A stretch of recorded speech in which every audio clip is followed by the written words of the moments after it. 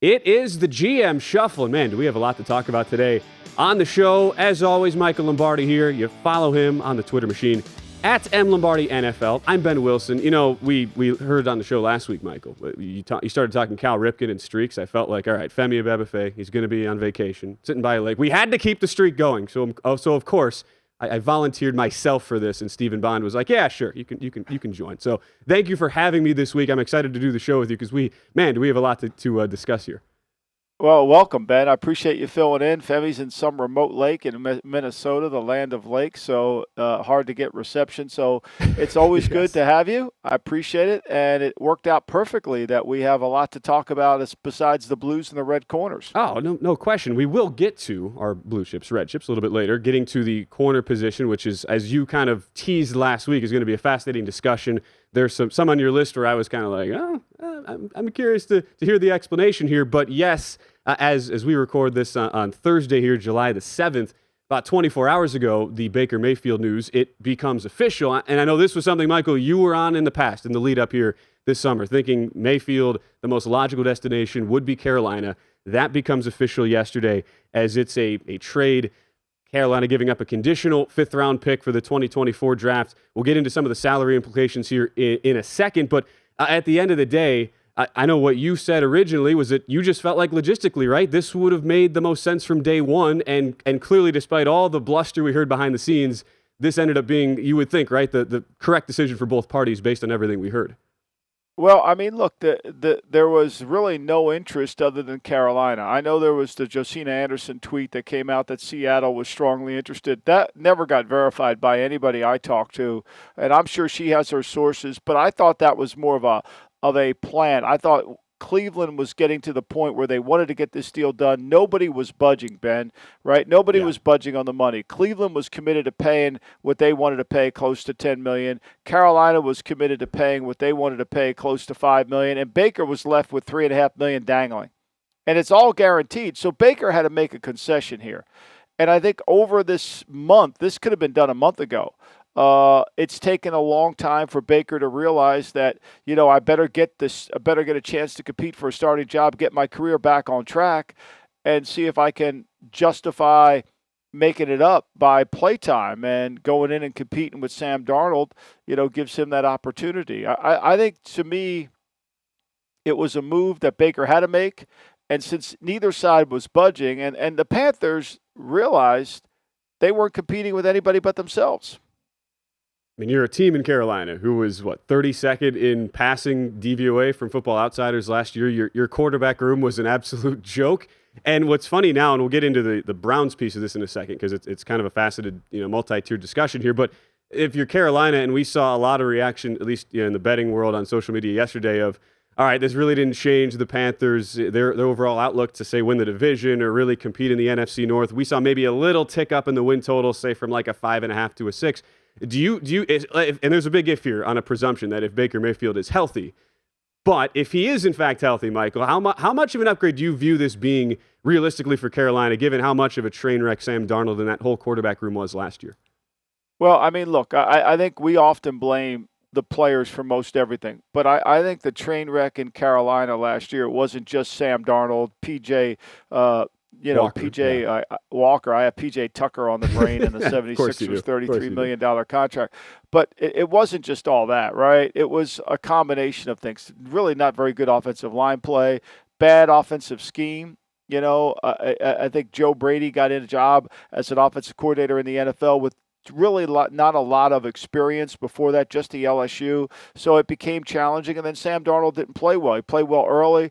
McCaffrey gets hurt. They don't play good. So to me, I think it's a combination of all three. It was players, coaches, and scheme, right? I always talk about three things why a football team fails. It's players, coaches, and scheme. I think Carolina's offense, that was clear. Now, they get Mayfield coming in.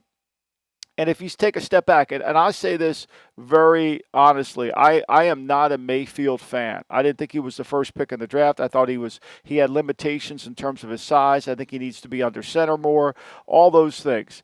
But when you watch tape of Sam Darnold and you watch tape of Baker Mayfield in the games that they played, Darnold's played 50 games, Baker started 60 games. In those games, right, in those games that they played, it's not close who's the better player. It's not.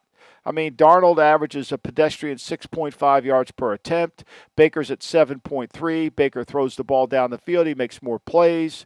He throws more. He's got 92 touchdown passes compared to 54 for Sam Darnold. Their interceptions are relatively right around the same. So for Carolina, you're getting a guy who's proven on tape that he's a better player. And you could say, well, I read a report today that McAdoo didn't like Baker Mayfield coming out. Probably he didn't. But if Ben's being honest with himself and he's comparing Darnold's tape to Mayfield's pro tape, Mayfield's the better player. Right. Now, let him come in and compete. I really think that it's wrong, and there's a lot of conversations about what Matt Rule did here. I think when you're trying to find a quarterback and you don't have one, I think you got to throw as many assets as you possibly can up against the wall and see what sticks, and I think that's what Carolina did. And it's funny, too, like you mentioned the McAdoo piece of this, and it kind of gets to the whole coaching staff in general. Just first, the salary implications here. So Browns paying Mayfield $10.5 million this year. They trim about $8 million in their cash and salary space. Panthers going to pay $5 million for Mayfield, and he agreed to trim, as you talked about, the $3.5 million off his base salary. He can make those up in incentives, theoretically, so he could earn that money back. But you talk about the McAdoo piece of this, hired to be their offensive coordinator this offseason, and there has been, at least in some circles, a thought that for a front office and mostly for a coaching staff that's had a lot of up and downs now with Matt Rule making that transition from the college to the pro game, like this is pretty much a make or break season for him.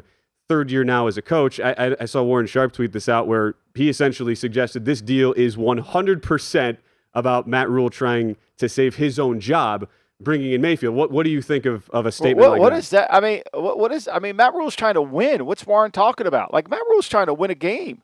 Matt Rule's trying to fix his quarterback position. I mean, I would like to know what Warren's suggestion were for Matt Rule to come in and what would he have done. I mean, it's easy to sit there and say, you should have done this, you should have done that. Last year, should they have drafted Justin Fields? I don't know. Do we think Justin Fields is going to be the star? That's one that they have to look back on. Should they have drafted Mac Jones? Maybe they should have. Maybe that's the move to be critical of. But I'm never going to criticize. I learned this, Ben, from Seattle. I learned this from Pete Carroll and John Schneider. And, we all want to be perfect. We all want to make the right move. But when it comes to the quarterback position, which I don't know if Warren's the only guy that can evaluate quarterbacks in America. Maybe he can. Maybe he's perfect on his evaluations. I'm certainly not. But I think ultimately what you have to do is you've got to throw as many things up against the wall and see what sticks. And I think that's what Carolina's trying to do. Yeah. This move wasn't made to save his job. This move was made to hopefully find out what he can improve his team. You got to get good before you get great. Like, nobody just lands a Pro Bowl quarterback in your lap. I mean, okay, is Bill Polian a genius because he got Peyton Manning? I mean, seriously, it was laid in his lap. Andrew Luck was laid in their lap. There's certain things that get laid in. I mean, Ted Thompson, give him credit. He picked Aaron Rodgers at the bottom of the first round. Alex Smith was the first pick in that draft. So it's a hard position to evaluate. So when you start to put as many resources into it, it's telling you understand that unless we get one of these guys, we can't win. And look, why would you be critical of a team trying to improve the most important position on the team and putting more assets into it? You're drilling for oil. It doesn't matter how many bad wells you hit. It only matters that you hit one. And when you go 5-12 and you're a coach with a quarterback room that, as we just talked about, was among the league's, if not the league's worst. I mean, the reality is, and we can dunk on the whole, you're Carolina now, you have two former top 3 picks from the same exact draft class, both of whom have certainly had their separate issues now, and they're on your roster, and what does that really matter for? But the reality is you got a guy in a cheap deal who is at least, as you kind of laid out all the reasons, he's at least an upgrade.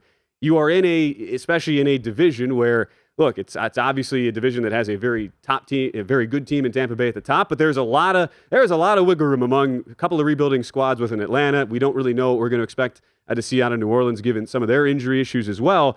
So yeah, it's kind of like I just wonder how much of this is bleeding over from some of the rumor and some of the narrative from late last year, where it was like, yeah, Matt Rule, he was more of a college guy. He's not really liking this whole NFL thing, and he kicked out Joe Brady just to try to make a statement or something. Like, you can't. How real is that in reality when you think about where Carolina is at as a franchise that has not really had much, if any, success since the Super Bowl year about 6 years ago?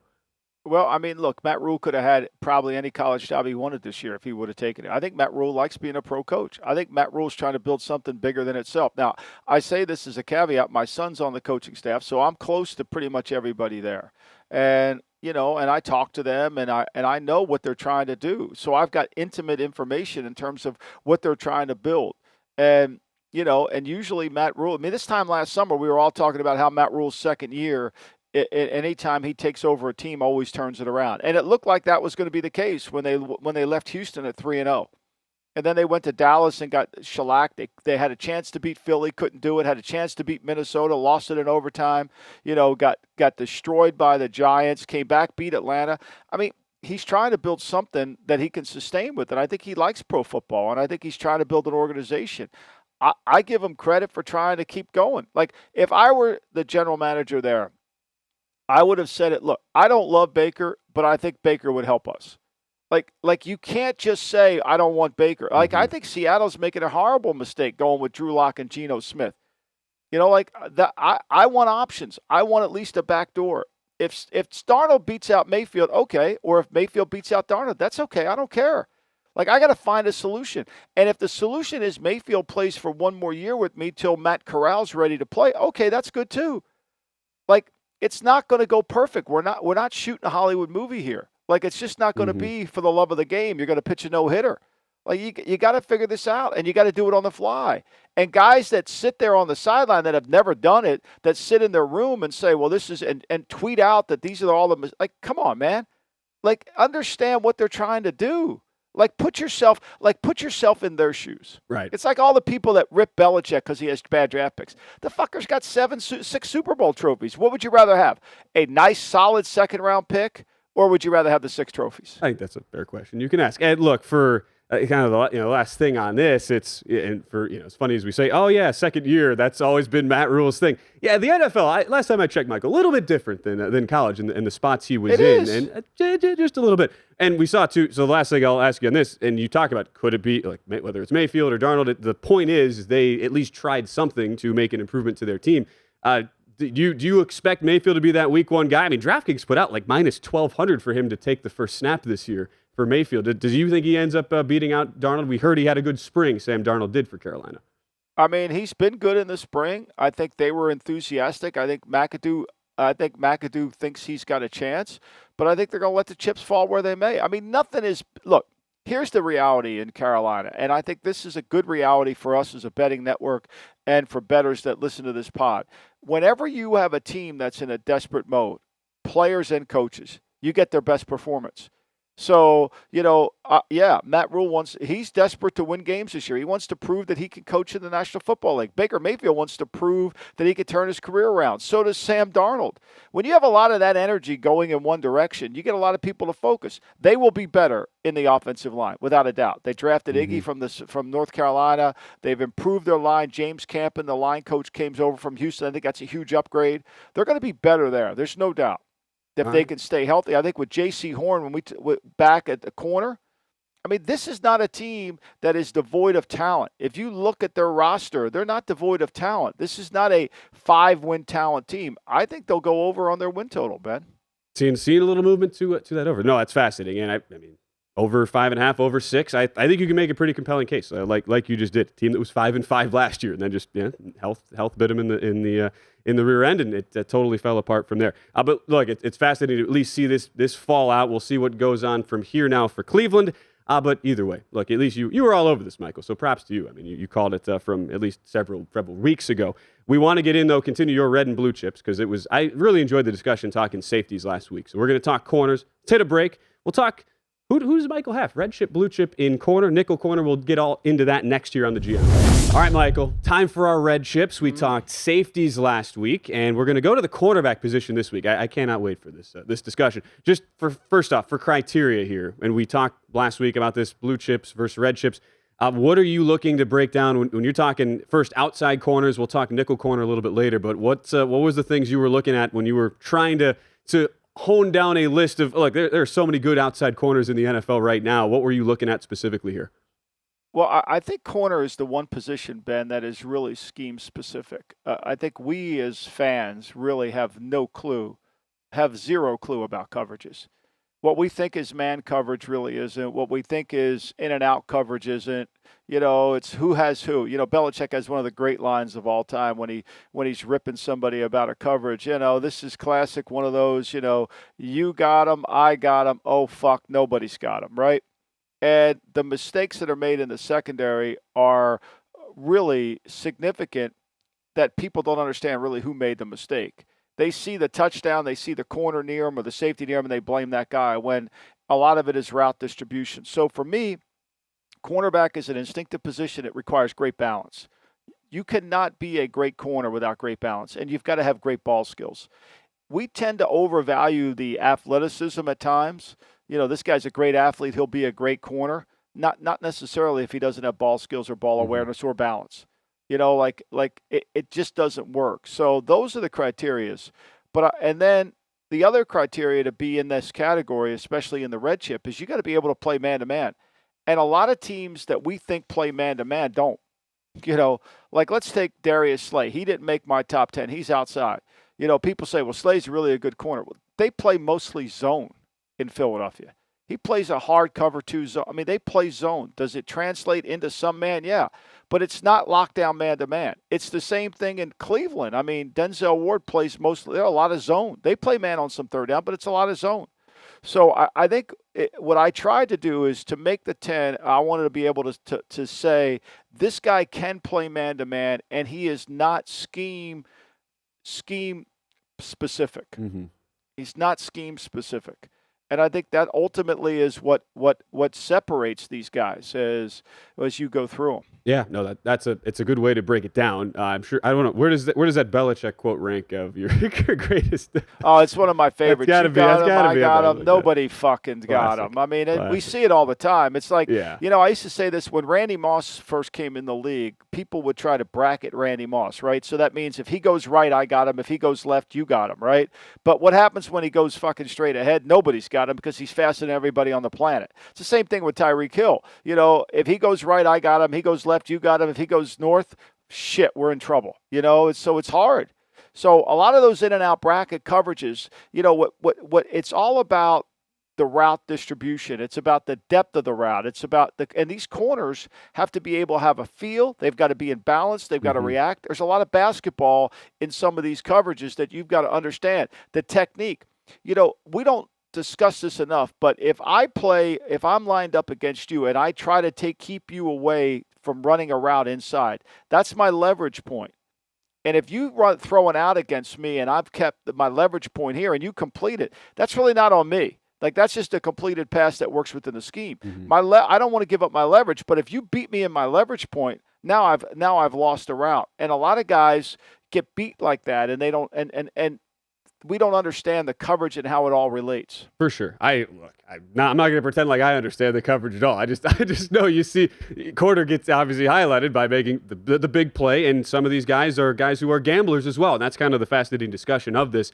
Of the guys that were close, and you mentioned a couple here. Darius Slay, Philadelphia. He was just outside your top 10, just outside of the red chip category. J.C. Horn, who we discussed in our first segment for Carolina. And then a few other. He got hurt. Now what I love about J.C. Horn is the fact he's big, and he can play the star position. Now, what is the star position? And we'll talk about who are the best stars, right? You got to go back to the great Buddy Parker, right?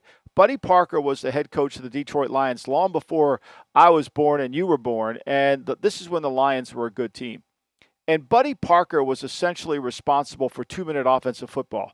He was responsible for 2-minute defense. He thought, he noticed so many teams let down in 2 minutes before the half that he wanted to see if he could get things done, and not rely and see if he could play. So he invented this. And then he invented the nickel defense, and he named it the star position, which is the same terminology that New England uses to designate their inside slot corner. Star, slot corner.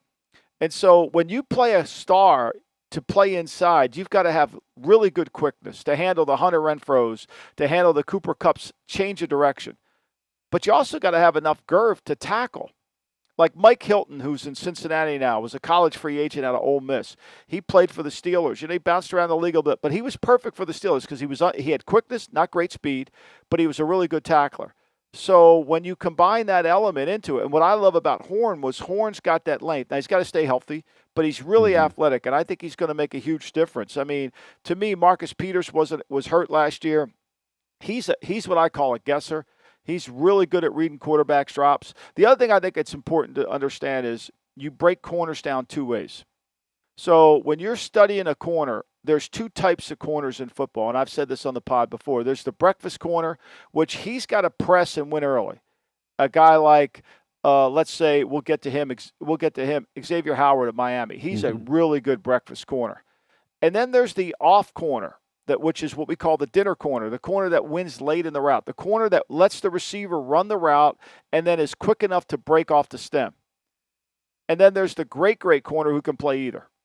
And he's open, and no one's open 24 hours against him. So when you get to these corners, you've got to understand what they do really effectively. So some of these guys, that's why it's so scheme important. And what your list shows, I think, too, is that, and we take a look first here at the runner-ups. These just missed out on your red chip list. Well, White, I these think are some good guys. These are some solid guys. Well, Buffalo's his own team. I mean, let's make no mistake. Buffalo wants to play cover 2. They want to play Tampa. They want to play quarters coverage. That's what they do. And same thing with Philly. Cincinnati, the kid at Cincinnati, I don't want to mispronounce his name. Chidobe Awuzie, I got it for you. And so, but they'll mix in. I think he was really close to getting on the list. I think he did a great job. Peters was hurt. So Peters and White were both hurt last year, and so were Horn. I expect those guys to have better seasons. Yeah, Tre'Davious White, Buffalo, J.C. Horn, Carolina, Darius Slay, Philadelphia, Chidobe Awuzie in Cincinnati, and then Marcus Peters in Baltimore. And there were a number of guys, too, on the full 15 list. I guess there's really more like 20 if we include our nickels we'll get to in our next segment. But I'd imagine, too, injuries got to play a factor here. I know our producer, Stephen Bond, sitting back there like, really? Tre'Davious White? Runner-up, Michael? Runner-up? He played 11 games. He played in 11 games. I think he's scheme-specific. I think he does a really good job. Alexander missed a bunch of games, and I put him up. If we go to the red category, I put him up there because Alexander, to me, is a red chip player because Alexander can play slot and outside. Like, Alexander is an elite slot corner. He might be one of the best in football. And so, but he can also play outside. Plus, he's got great ball skills. He's a guy that can win late in the route, too. He's got really good quickness. I think Surtain's going to be a star. He had 4 picks last year. I think he's really a good player. I think he and Horn are both good young corners that came in the league. Trayvon Diggs, he had 11 interceptions. Look, Trayvon Diggs is a good player. And why isn't he a blue chip? Well, he gives up a lot of plays, too. He's the Phil Necro of corners. You're going to make some on him, but he's going to make some on you, too. Great corners give up plays. I can remember when we used to play Rod Woodson when I was in Cleveland. You would double move Rod Woodson early in the game when he played out of corner, and you might get a play on him, but you ain't getting another one on him. You were going to get one, and that was about it. Diggs doesn't always play within the scheme. He takes a lot of chances like Marcus Peters does, but he's got great ball skills. And he's living proof why corner isn't because he went later in the draft, right? He didn't have the elite time speed, but he's got great height, and he's got great ball skills, and he's got great hands. And so that's what makes him so effective. The next two guys, Howard and Tyrell, could have easily been blue chips, and I debated back and forth on a couple guys switching them out. I think Tyrell's had a really good year. He's a really good tackler. He took a really good tackler. It's a huge leap last year. And again, these full doubt. 5, AJ Terrell, Falcons. I'm just listening to this for the And Dean Peace plays a lot of what we call cover 8. He plays a lot of cover 7. So he's reading it. I think Howard is an elite player. When Howard plays press, and he jams you at the line, he's going to neutralize you. He might be one of the best breakfast corners in the league. He really is. And he's elite. Now, Byron Jones on the other side, to me, they paid him all that money. It ain't even close. Like the separation between Howard and Jones is not even close. But to me, I think these two guys, I think Howard and Tyrell both have a chance to be really the next level. I think you could have made a case they belonged in the blue chip category. They're in the top 10 without a doubt. And I think Trayvon Diggs is the one guy I want to focus on, because that's a player who you talk to people around the league, I'm sure, from last year. Trayvon Diggs, you could have made a case for, man, this guy leads the leagues in interceptions as such a young player in the league with 11, making big plays all over the ball. This guy could be in blue chip range, but you also look at, like, there is a history of corners who have been super, super aggressive, who maybe they get off to really good starts and then they just kind of flame out because over the long run, that aggressiveness doesn't pay off if they aren't smart with how they approach it. I always think of Tyrell Buckley, as a Packer fan growing up in the 90s. It was like, man, this guy's awesome. And then, 3 years later, they're trading him away for nothing. And it just, he just, overstayed his welcome there. What kind of category do you put Diggs in? Is he more on the cusp of being a blue chipper, or do you still think he's got a lot of work to do there and kind of just making your red chip group? I think he was one of those players that had too many missed tackles last year. I think when you watch him, the year before when he only started 11 games, he didn't have as many missed tackles. Last year he had a bunch of missed tackles. I think he had over 10 missed tackles last season. That's, here's the other thing about corner, Ben, is if your corner doesn't tackle well, you never can balance your defense. Why is that? Because like White in Buffalo, the two corners in Buffalo, because they play their support, they come down, whether they're playing cover 8, cover 7, or whether they're playing cover 2, bailing, they got to tackle. And Diggs missed a bunch of tackles last year. Now, he made tackles, don't get me wrong, but he makes plays on the football, which you can't deny. You just can't deny, but he's going to give up a few. I just feel like, to me, there's some of the inconsistencies keeps him from going up to the next category. Right. I mean, it was what? He was last in the NFL in yards allowed, over 1,000, penalties with 11 as well. So, Diggs is an interesting guy. And Jair Alexander, he was just given 4-year extension this offseason. And, again, just to look at all these red chip guys, A.J. Tyrell of Atlanta, Xavier Howard of Miami, Trayvon Diggs we just talked about for Dallas, Jair Alexander, Green Bay, Patrick Surtain, the second in Denver. So you have a Jair Alexander player who has really been the cornerstone of that Packer defense now for a couple years, but goes down week 4 against Pittsburgh, out for the season. They had just given him the 5th-year option on his 2020-year deal. We've seen a lot of you look at some of the advanced numbers on him and you think, wow, this guy is, again, seemingly on the surface in that blue chip category. How much of his inclusion in this list is all right, it's an injury issue. We've seen how that scheme has changed from time to time there in Green Bay, and you're not ready to put him in your top 5 list. Well, the only reason you say, well, why isn't White in and why isn't, Peters in? The reason I put Alexander in is because he can do both. He plays inside and outside corner so effectively. And so I know he missed 12 games last year in the playoff game, but to me, I think his ability to cover, his ability to really kind of keep the opponent from completing passes against him, and he does tackle. He doesn't have many missed tackles, when he does play inside the slot. Plus, he's got great ball awareness. He understands how to get his hands on the football, which I think is really important. So I think his versatility is why I put him in the category, and I didn't move White. Peters, to me, is a guesser.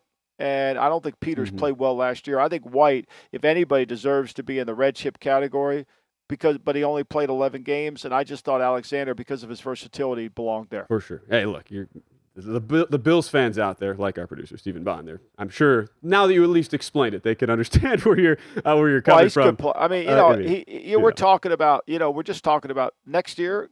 Could I see White and Hornby in there without a doubt? I think Slay? No, because I don't think they're going to play enough man-to-man in Philadelphia. I really don't. I mean, they signed Bradbury, and everybody said, well, they signed Bradbury. They got Bradbury and Slay. Bradbury's a zone corner. That's what Bradbury lives with. He's a zone corner. You lock him up in man-to-man, it's not going to be pretty. Yeah, but it's an all-star team, Michael, in Philadelphia. Yeah, I understand that. Yeah, we're celebrating. Last week. All right, let's hit a break. We'll talk Michael's blue chips. This is going to be fun. We get to your top 5. We'll also talk blue chip, not only outside, but we'll look at nickel corners as well, coming up next year. So we arrive at the blue chips, and it's a great, I guess, sign, Michael, that this is so hard to put together, is that I know we put together our list, and then you have another addition here on the nickel corners, at least, where, as I'll just lay this out to start here, Kendall Fuller looks like he's going to be one of your blue chip nickel guys. Asante Samuel Jr., Troy Hill, Mike Hughes, Sean Murphy Bunting. Those are your 5. But I know there's another guy that, as we're doing this, you realized, wait, I need to add this guy. I need to add one more. Who did you add? Well, it was Chauncey Gardner. from New Orleans, who I think really does a wonderful job for their defense. It kind of really allows them, to get away with what they get away with defensively, and in Dennis Allen's scheme, which requires him to play a lot of man-to-man. But Gardner Johnson, I thought, was an outstanding player. So I think Murphy Bunting does too. I mean, all these guys here, again, they're just all in the cluster. Nobody's 1, 2, or 3. They're in the cluster. I think Troy Hill was a kid that, he went to Cleveland, didn't really work in Cleveland. He works better in the Rams scheme, playing in that slot, being able to kind of utilize the skill set. He's got quickness. He's got ability to tackle. I think Asante Samuel Jr. is one of those other guys that could go inside and play really well. He's got good ball instincts like his father, who took a lot of chances but makes plays on the ball. And then Fuller in Washington, I think ultimately, even though Washington was so bad on third down, so bad in pass defense, Fuller can play in the slot, and it gives you a nickel corner. And when you have that, now remember, the nickel corner also has to attack the pocket, blitz, be able to sack the quarterback. They're playing on all different levels. So I think this is such an important position. It used to be in draft rooms, you just had corner lined up, right? Yeah, here's our corners. Well, much like the receiver board, the corner board has to be different now too. You've got to line up guys and say, okay, here's the nickel corners in the draft. Like, this guy isn't going to be an outside corner, but he could play 800 plays as a slot corner because, let's face it, it's no longer a third down position. It's an every down position. And you think, too, like, look at a guy like Asante Samuel Jr., where the Charger defense was just so porous last year, mostly because of the running game on the ground. It was 30th in rush defense last year. For a guy like Samuel, and you think about maybe these overall defensive schemes that struggle in general, if you look back at 2021, like, in your mind, for a guy like him who's done so much for the Chargers, even in some games where they struggled, like, how much worse off would a team like that be if they didn't have a presence of a guy like him who could do multiple things and who could attack into the pocket? I mean, look, this Charger team, we talk about how bad they are on defense. They're 32nd in the league. Brendan Staley's a defensive coach, and they've got a blue-chip player at safety. We talked about him last week. They've got a really good nickel corner in Samuel. They got a blue-chip corner. We'll get to him in a second, in J.C. Jackson, with all his interceptions last year and his ability to make plays on the ball. And then they've got a blue-chip player in the front seven in Joey Bosa. I mean, for them to be this bad on defense, something's wrong here. Something's wrong. They got a lot. I mean, look, they have more talent than the Rams have. Now, is Bosa as talented as Donald? No, but, he's a blue chip player too. We'll get to him. Is James as good as, he's probably the best player in the secondary on defense. I mean, think about it. They've got to do it. And I thought last year, the way Samuel, he played in 12 games, I thought he was really starting to get a feel for it. I think he'll really emerge as a good slot corner. I think the problem he's got to have is he's got to tackle better, much like his dad. He's got to tackle a little bit better. Had too many missed tackles last year, but I think he's got a chance to be a really good third down corner. When you phrase it like that, you're right. When you phrase it like that, you start listing all the blue chip guys, and then you realize, Brandon Staley, he's this defensive mind. It just, and we there's so much hype on this Chargers team this year, but as you point out, like, at some point, something has got to give, and the meshing has to happen. But Samuel Jr. makes that list. How about we get to the blue chip on your outside corners here, the moment we've been waiting for. There are some guys on here, probably not a surprise whatsoever. There's some vets on the list. I would assume, is Jalen Ramsey your number one guy on this list? I think there's a separation. Yeah. There's a separation between Ramsey and everybody else, because Ramsey's one of the few guys that can play press. He can win breakfast and he can win lunch. He can win dinner. Like, he can do it both. J.C. Jackson's good at both too. He's up there. I think J.C. Jackson's a little inconsistent, but he plays a lot of man. I mean, one thing about New England, they play a lot of man-to-man. And it's the same thing with Marlon Humphrey at Baltimore. They play a lot of man. So you really get same thing with New Orleans. They play a lot of man. The reason I put Ward up there, and I could have gone Tyrell or Howard as the fifth guy over Ward. I think Ward's a really talented player, but they don't play a lot of man-to-man in Cleveland. They really don't. Now, the other side gets a lot of the action. Nobody really goes after Ward. Ward's a good instinctive player. I think he certainly is a top elite player. So I beat him. I allowed him to be the blue chip player here. But I wish they played more man-to-man in Cleveland than they do. But still, I think these five guys are really good. J.C. Jackson, to me, he's got to show that he can continue to make plays on the ball. He's going to give up a few. Look, they're all going to give up a few, right? Nobody's pitching no-hitters here. But the key is they got to make plays on the football. And I think Humphrey and Lattimore, they're both really instinctive.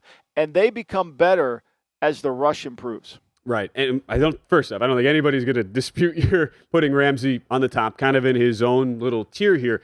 Humphrey is interesting because, like, we've seen him move around so much throughout his time, and versatility. I'd have to imagine from your perspective too, being being a longtime GM, like that's got to matter so much. If Humphrey, let's just say we were listing him as a nickel corner, like where would he rank would he be I would assume he'd be a blue chip nickel guy too, right? Which no is doubt. Pretty impressive. His versatility is outstanding, right? I mean, he can do everything, and he's good on all levels of the defense. He's really good on all levels of the defense, and he's got the instinct. See, I think what we don't always understand about the cornerback position is so, as I look straight ahead into this camera, I am looking at the camera. The cornerback position, when you play right corner, and when I say right corner, it's always from as I stand looking at the defense. So if I'm standing at the free safety position, the right corner's to my right, okay? He only sees the game through his left eye. Okay, he only sees the game through his left eye because everything's coming to him in that fashion. If he goes over and plays left corner, he only sees the game through his right eye. That's why it's hard sometimes for guys to go from corner to safety. They're not used to seeing the game through both eyes. Humphrey's one of those players that sees it through both eyes. So is Lattimore. That's why Rob Woodson can go from corner to safety with really easily. Ronnie Lott, corner to safety. They saw the game through both eyes. Some guys don't. Nnamdi Asomugha, he only saw the game through his left eye. Everything had to come with him that way. And I think because of that vision, you lose some of your instincts to find the ball when the ball's up in the air. Right. And I think that's ultimately what happens. But I see Humphrey as being that guy. I mean, Humphrey can do it. It's hard to judge it, too, because in college, right, everybody thinks the field corner in college is the most important corner, all right? Well, if the ball's on the left, let's say the ball's on the right hash mark, the left as the defense looks at it, and the field's to the right as the defense looks at it, that throw from that hash mark all the way down the field is a hard throw. The easiest throw to make is the one to the short field, right? That throw's the easiest. So that guy's got to be able to run. That guy's got to be able to cover because the ball's easier to throw over here than it is to throw to the wide part of the field. Whereas in the NFL, the ball's always in the middle field. There's no short field to really throw to. Yeah, I know you put all that together, and that's fascinating too. Just think about because you think of Nnamdi Asomugha, right? And it's like iconic shutdown corner, but obviously there are limitations there. You think about what you're just talking about with Humphrey. Would you go as far to say that if you're just looking at if you're valuing the positional versatility above all else and the ability to look out of both eyes at all times and have the field vision, like is he a guy who you would put as the most valuable cornerback just because of the things he can do? Whereas maybe Jalen Ramsey, he is certainly the most talented and on another level of all these guys. But would you go as far as to say Humphrey is your most valuable corner if you're evaluating these blue chips on just overall top to bottom, what they bring to a team, aside from just their specific talent there? Well, I mean, Ramsey X-outs the other receivers, so, he's separate. But to me, Humphrey's versatility is good. It really makes – now, he missed 4 games last year, but he was still so effective for them, because he can tackle well. He takes away the receiver, plus he can attack the pocket. He blitzed – he was able to rush, hit the quarterback, and they utilized his skill set in that area. So for me, and then he plays in the kicking game. Plus he plays in the kicking game. So he's a versatile guy. I mean, I like all of them. I like Tyrell and Howard a lot, too, who's in the red category. Yeah. I like Ward. I think Ward, to me, that draft was they picked Baker and Ward. I said it at the time. I would have picked Bradley Chubb and Quentin Nelson and traded back in the first to get Lamar Jackson.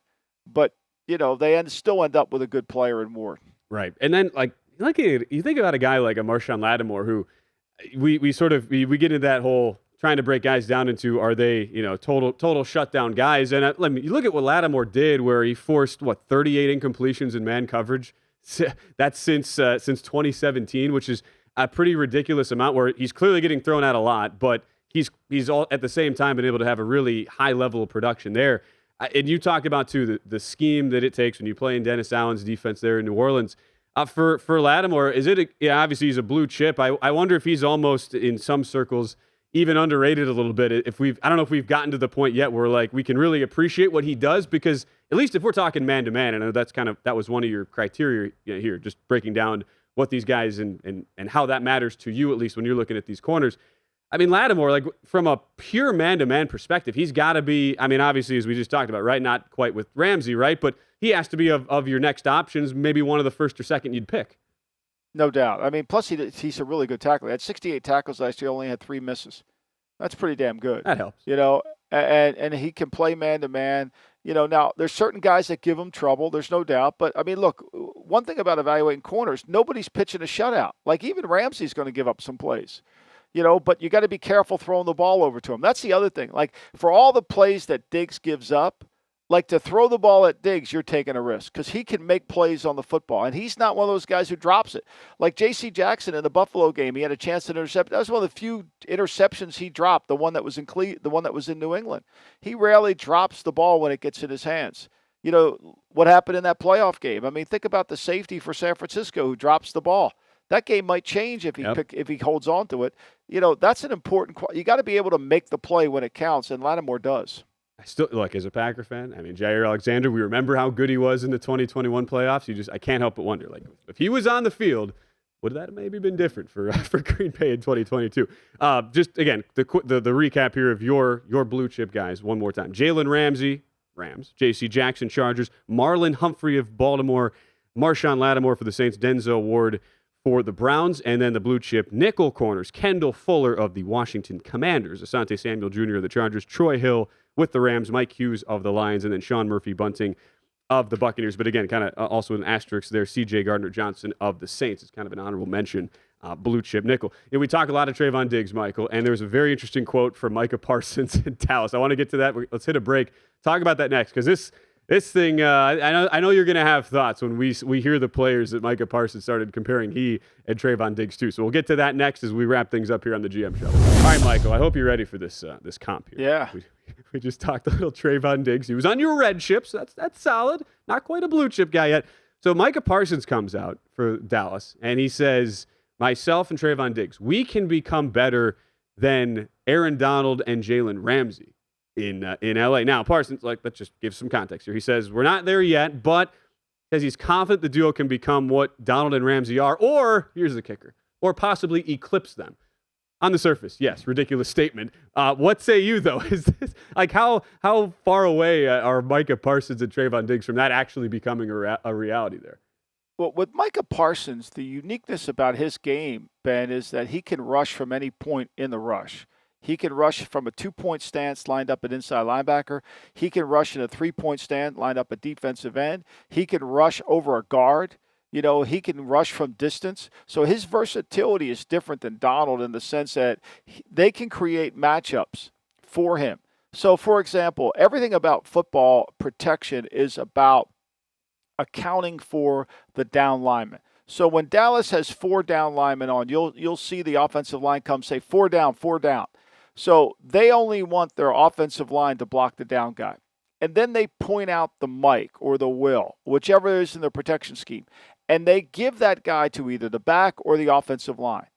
So what Dan Quinn tries to do is Dan Quinn tries to get somebody designated as the Will and then get Parsons designated as the back's got to block him. That never happens for Aaron Donald. Aaron Donald's getting slide protection to him 99.9% of the time. So it's a lot harder for him to be as dominating as he is. But Parsons is really good at what he does. And the uniqueness in Parsons' game and the maneuverability in Parsons' games makes it very hard on the protection scheme. So, like, when Jamal Adams comes down in the box, and because he had 11 sacks 2 years ago, everybody just count him as a down guy. He's down. He's a down guy. So once he gets blocked by an offensive lineman, it's over. But Parsons can still beat the offensive lineman. So even though the matchup may not favor him on that play, he can still beat him. So what happens on Monday, Tuesday, and Wednesday is you got to understand the protections of the opponent. And Quinn then tries to design blitzes, not necessarily blitzes to get home free, blitzes to get the right matchup. It's like basketball. If you're going to guard this guy with that guy, I'm going to just take him to the rim. And so that's what Parsons can do more effectively than Donald just by the nature of the position. As for Diggs is never going to be his cover guy. He's going to be a playmaker, But I think what you're going to see, Anthony Brown pays the punch for Diggs. Because why go after Diggs when you go after Brown and win it and be successful?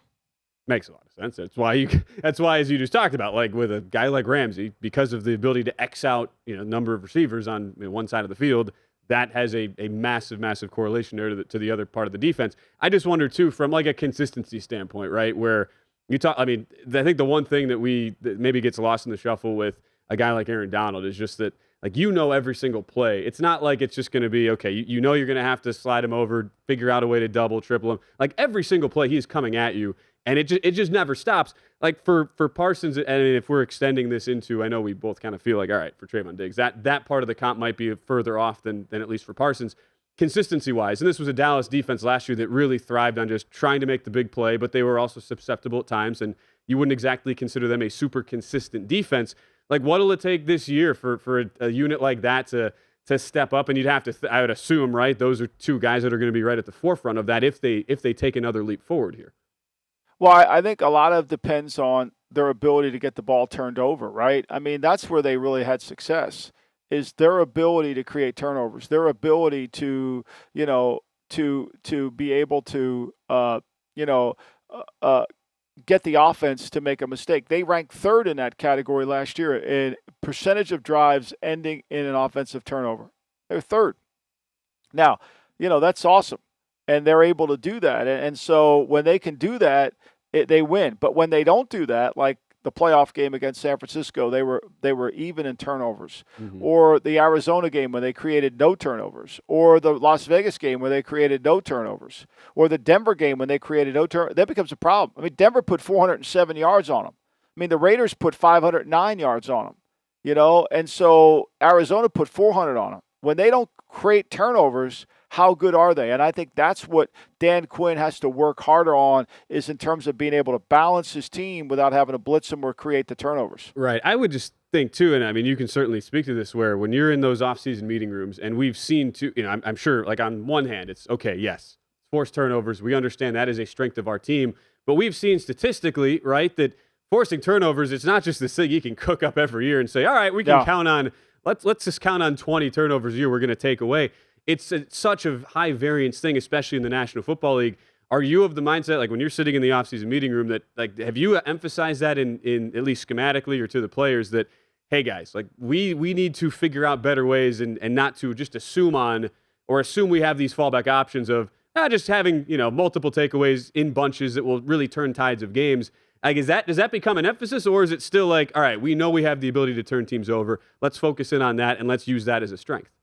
I think what you do in the offseason is you kind of figure out, okay, teams probably aren't going to go after Diggs as much. They're going to take the approach that the Raiders did, just go after Anthony Brown.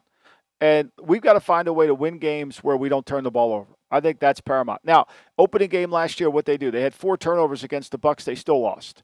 So it's not a guarantee, right? It's not a recipe. But you got to figure out a way to where if you don't get those turnovers, you can still find a way to make plays. You got to get better on fourth down. I think that's one of the areas they were not very good last year is the possession exchange on fourth down. They ranked 26th in the league.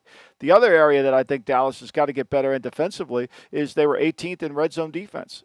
I mean, turn the ball over is great. But what's more important than creating turnovers is stopping the opponent when they get into the red zone, making them have to settle for field goals, not touchdowns. Yeah, you just have to think, and we had this discussion last week, right? Talking Eagles, where they have been that buzz team in the NFC East. A lot of people are really high on them.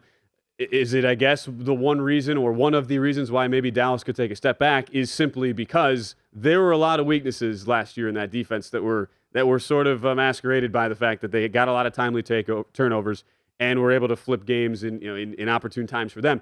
Is that something that genuinely worries you, since we've had this whole discussion of, all right, are the Eagles ready to go here, take that next step, even if they've got deficiencies at the quarterback spot? We know how Dallas has a number 1 quarterback in the division here. But is the defense to you going to end up being a liability, even though, like, they end the year, I mean, Football Outsiders had them the number 2 DVOA defense team on the whole last year? Right, but I think what Dallas has to do is, I think what Dan Quinn has to do this offseason is Dan Quinn has to kind of I don't want to say change, but I think he needs to modify. I think he needs to kind of expand his playbook. He did a wonderful job going from Atlanta, where he was playing Pete Carroll's scheme, to coming to Dallas and kind of doing a lot of different things. But as the year wore on, and we see the season as it wore on, and we saw teams that had good quarterbacking could really throw the ball effectively on him. Now they beat New Orleans, but New Orleans still put 405 yards on them in that game. They turned the ball over 4 times against New Orleans. I mean, so they're going to have to find a way. I would suspect that Dan Quinn spent a lot of time this offseason trying to get better in the red zone. Yeah. That's the number one thing he's got to do. When you're below average in that mark, kind of an important thing. Red zone defense doesn't take a GM to know that, Michael. It's sort of important. So this has been an absolute blast. I can't thank you enough, Michael, for letting me fill in for Femi Abebefe, who's in, yes, as we mentioned at the top, a remote location somewhere in Minnesota. Femi will be back though next week. Thanks to Stephen Bond as well for making our jobs very easy as always. Again, follow Michael at Lombardi NFL. Subscribe, listen, comment, like, whatever you do on this podcast, the GM Shuffle. But I know we'll be back next week. So for myself, Ben Wilson, and Michael Lombardi, we're going to say so long. We'll catch you next time right here on the GM Shuffle, presented by DraftKings and VSiN. Thanks for watching the GM Shuffle with Michael Lombardi. And for more videos like this, make sure to subscribe to VSiN Live and the GM Shuffle podcast with Michael Lombardi, presented by DraftKings and VSiN, wherever you get your podcasts.